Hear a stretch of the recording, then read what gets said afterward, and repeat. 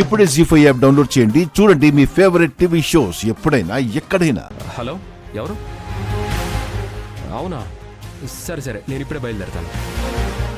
పునమి, మనం అర్జెంటుగా జైలుకి వెళ్ళాలి. జైలుకా? ఎందుకు వకీల్ సాబ్? శివదేవ్ అంకుల్ని కలిసి కేసు గురించి మాట్లాడాలని చాలా రోజుల నుంచి ప్రయత్నిస్తున్నాను. ఈరోజు అవకాశం వచ్చింది. ఫస్ట్ మన ఇద్దరం వెళ్దాం పద.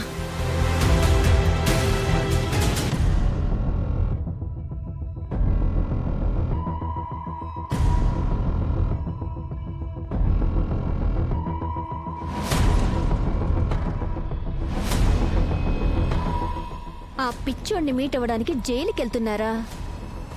వెంటనే ఈ విషయం అగ్నిదేవికి చెప్పాలి.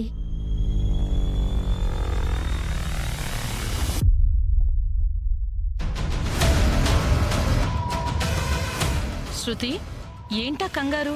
ఎవరికి ఫోన్ చేస్తున్నావు? అగ్నిదేవికమ్మా. అగ్నిదేవ్కా? సడన్ గా అతనికెందుకు?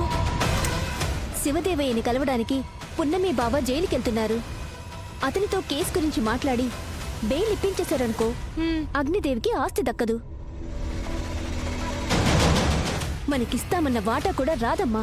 అందుకే ముందు జాగ్రత్త చర్యగా ఇన్ఫర్మేషన్ పాస్ చేస్తున్నాను. చెయ్యి. ఇప్పుడు ఆ అగ్నిదేవ్ మనకి కామధేనువు.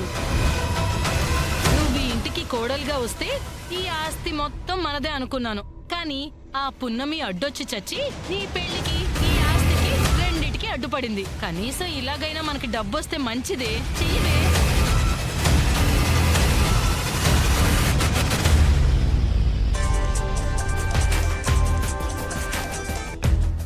హలో. హలో అగ్నిదేవ్ గారు, చెప్పు శృతి. మీతో ఒక ముఖ్యమైన విషయం గురించి చెప్పాలి. కేసు గురించా? అవునండి, ఈ రోజు మీ అన్నయ్యని జైల్లో కలవడానికి పున్నమి పృథ్వీ వెళ్తున్నారు. అంటే శివదేవ్తో మాట్లాడి మర్డర్ చేయలేదని ఎలా వాదించాలో తెలుసుకుంటాడా? అంతేకాదు, బెయిల్ రావడానికి ఏం చెయ్యాలో కూడా వాళ్ళు ప్లాన్ చేస్తున్నారు. ఎవరు ఎన్ని ప్లాన్లు వేసినా ఫెయిల్ చేయడానికి నేనున్నాను కదా. ఇన్ఫర్మేషన్ ఇచ్చినందుకు చాలా థ్యాంక్స్. థ్యాంక్స్ ఒక్కటే కాదండి, ఇది వరకు చెప్పినట్టు మీ ఆస్తిలో మాకు వాటా కూడా కావాలి. తప్పకుండా శృతి.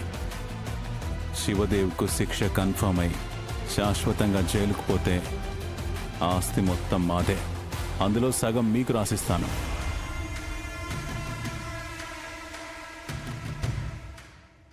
ఈ మాట చాలండి. ఎప్పుడు ఏ అప్డేట్ ఉన్నా వెంటనే మీకు అప్డేట్ చేస్తాను. సరే, నేను ఇప్పుడే జైలుకు వెళ్ళి వాళ్ళని మీట్ అవ్వకుండా చూసుకుంటాను.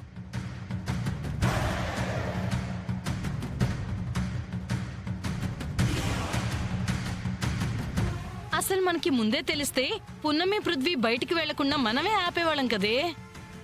పర్లేదులే అమ్మా, అగ్నిదేవికి చెప్పాం కదా, ఆయన చూసుకుంటాడు.